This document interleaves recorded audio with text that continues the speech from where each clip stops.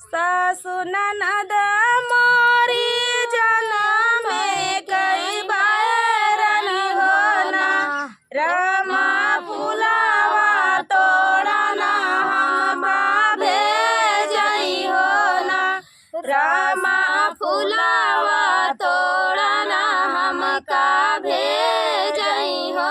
सासु ननद मोरी जनम में कई बैरन होना, रामा फुलावा तोड़ना हम का भेजई होना, रामा फुलावा तोड़ना हम का भेजई होना। फुलवा तोड़ना गइले माली फुलवरिया होना, रामा संग नाही सखिया सहेलिया होना, रामा संग नाही सखिया सहेलिया होना। फुलवा में तोड़ी तोड़ी भरली डेलरिया होना, रामा पीछावा से माली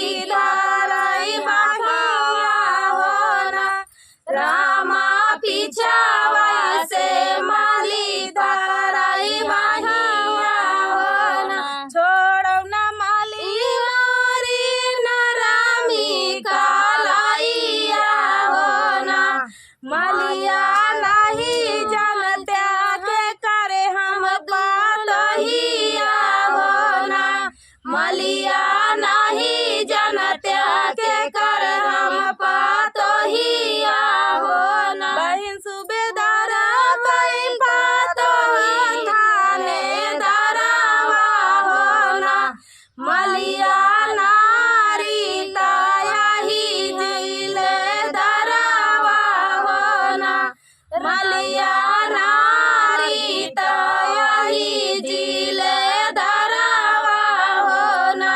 सासु ननद मोरी ननाई के बैरन होना, दुई चार बातिया कहिया सुनी ले हई होना, सासु ननद मोरी ननाई के बैरन होना, दुई चार बातिया कहिया सुनी ले हई होना।